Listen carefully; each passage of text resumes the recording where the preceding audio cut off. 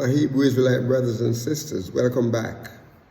This is your Moreh Yeshu Ben Uriah Israel, and just want to take this moment to say thank you again for your subscriptions and your likes. Thank you for your comments, and thank you most of all for your prayers. So we are in Psalm 25, and we're dealing with a prayer for guidance and protection.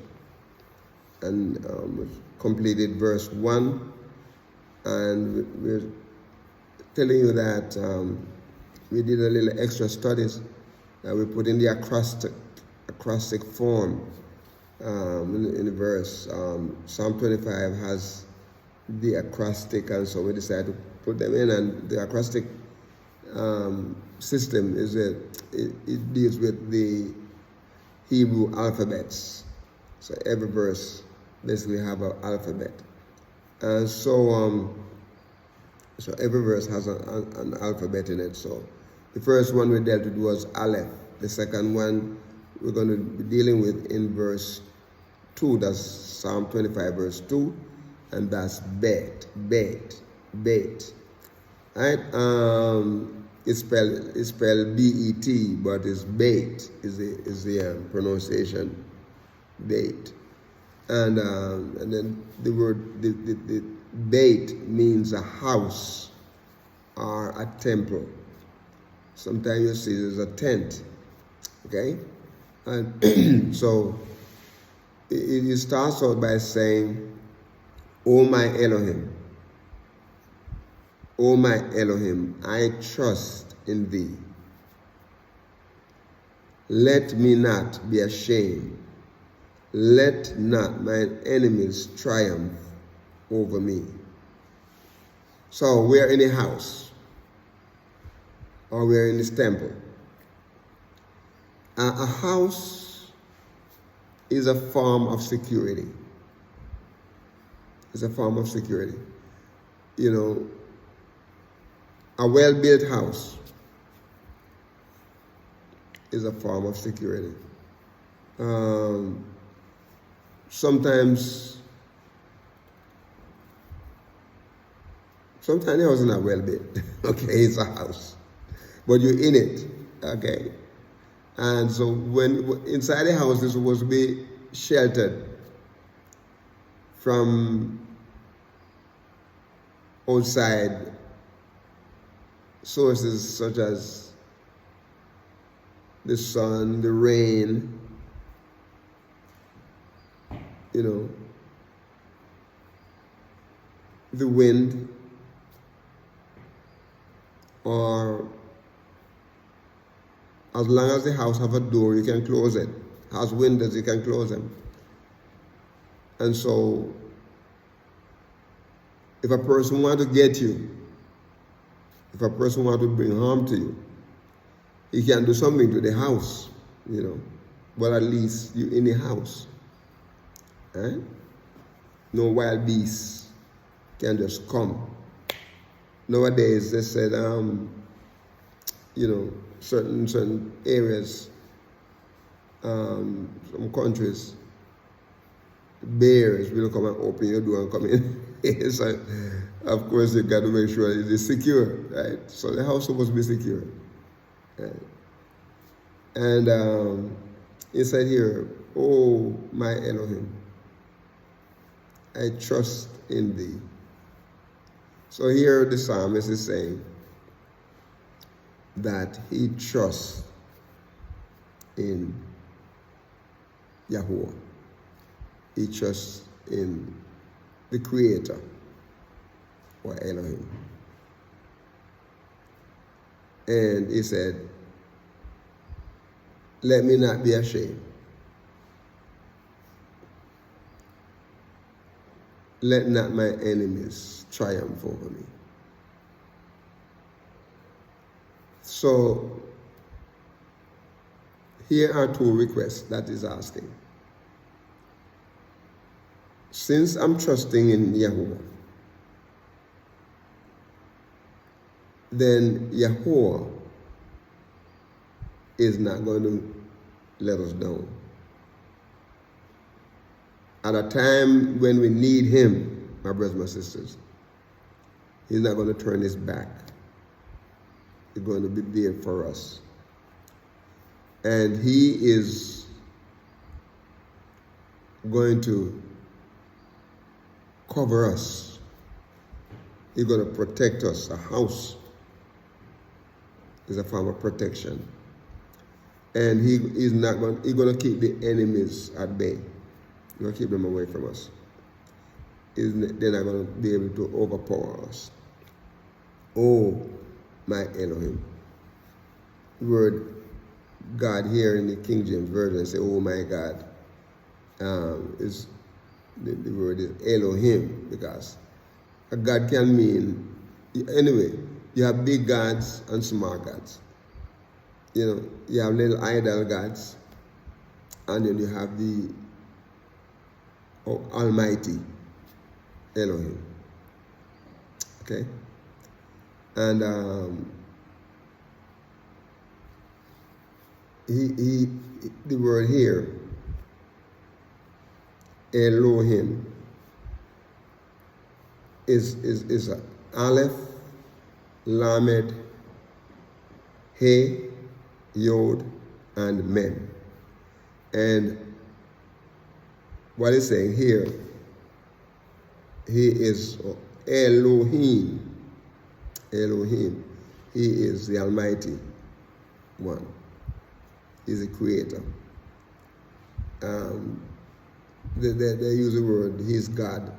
Okay, then they show big God in, you know, that represent the Almighty, and then they show God that represent idol gods, little Elohims. Okay? But we want to use the term Elohim. As Hebrew Israelites, my brothers and my sisters, we shouldn't be ashamed to use and be afraid to use his name, because the world is so mixed up. And you talk about God, you know, what God are you talking about? We have to differentiate. Our Almighty God is different from the regular. So we don't use the word God with them. We use the word Elohim. We use this word Yahuwah or Yah, Eloah, El Shaddai, El Eloah. You know, we want to separate him from the little gods, the little idols that people believe in. We don't want to go that way, right? So he is exceeding, he is very great. He is the mighty, the Almighty, Eloah. You know, he is God's is not God's in the ordinary sense. He is the supreme one. He is the supreme one. Sometimes the word God here can, you know, apply to, you know, like difference to magistrate, and sometimes as a superlative, angels, exceeding, God, gods, goddesses. But we are looking at him as great Yahuwah, the great, he is our great judge. He is our great, he's our Almighty. Okay? And so what the Psalmist is saying is, he said, he is, you know, our protector, a house, bait. And he said, I trust in thee. The word trust here, my brothers and sisters, is, you know, he said, I trust in thee. Is saying here, Batak. Batak. It is bait, it is tet, and it is ket. And it's saying here, I am trusting in you.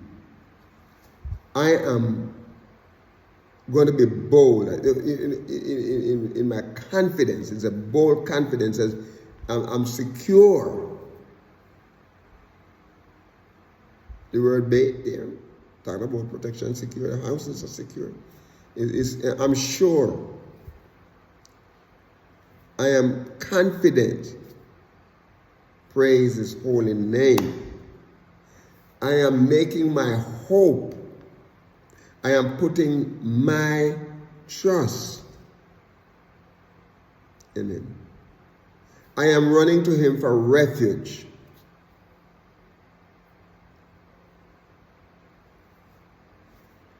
I am trusting in him. I am confident in him. I am sure that he is going to be there for me. Praise his holy name. Confidence. To make hope. To put our trust in Yahweh. And then listen what he said here. He said,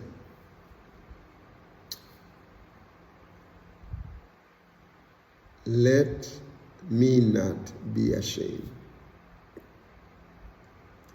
The word here, ashamed, my brother, is the word bosh. Bosh. Bush. And there's a bush.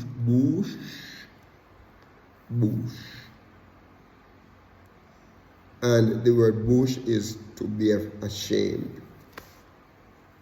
To be ashamed. The word is bait, vav. The vav here have the O sound. I like a OU sound. Vav. And then the shin. Bush. And what he's saying here, he's make to bring to cause to be ashamed, or to be put to confusion. So the enemies after him, he said, don't let them have triumph over me. Don't let me be ashamed. To be ashamed. It comes from another root word, means to pale, or that is by implication to be ashamed, to be disappointed or delayed. Sometimes people, when you pray and trusting Yahweh for something and you're not coming, and you just say, look, how long you've been praying, you think you're going to get you? Praise hallelujah. Let me tell you something. Let me say this. Yahweh's time is not my time, right? So I pray to him for something, and I leave it in his hand.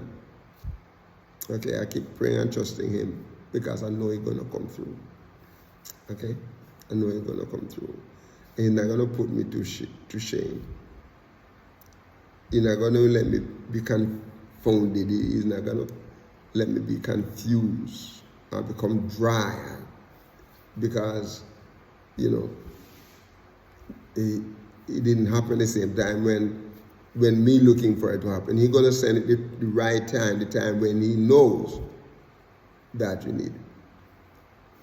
To delay long, He said, let me not be ashamed. And don't let my enemies, let not my enemies triumph over me. Don't let them have the victory. Yahweh is not going to let us down, my brothers and sisters. Your enemies. Who are your enemies? Hasatan. And the people that want to see you go down. They are your enemies. Oh my Yahweh, I trust in thee. I trust in thee. Where do you put your trust, my brothers and my sisters? Where do you put your trust? Do you put your trust in Yahweh?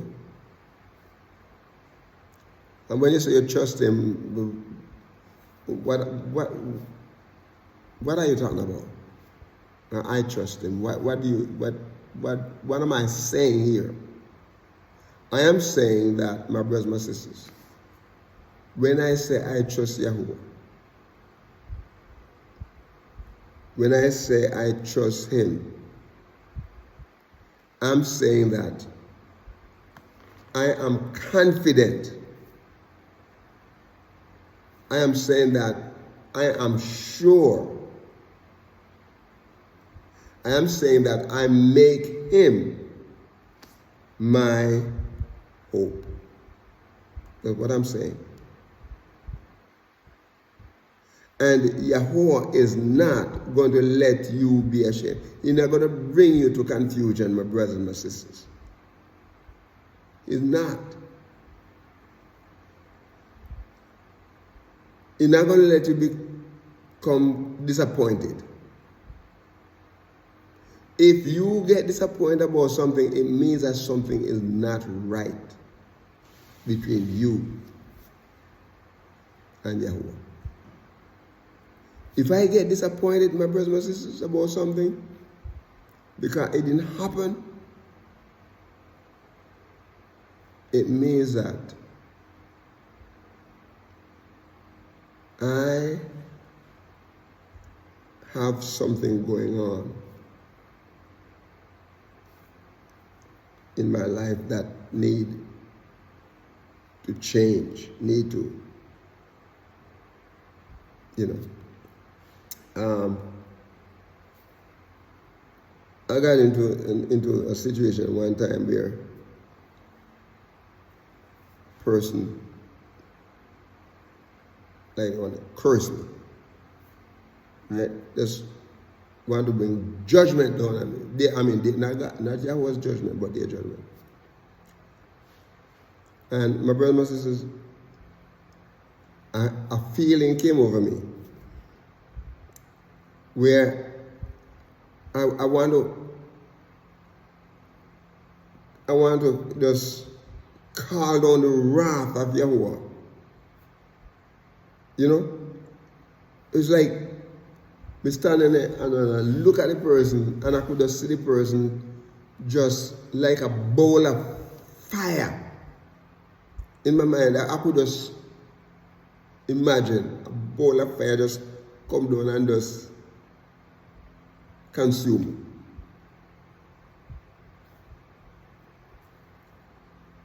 When I was in and when I was in church planting, when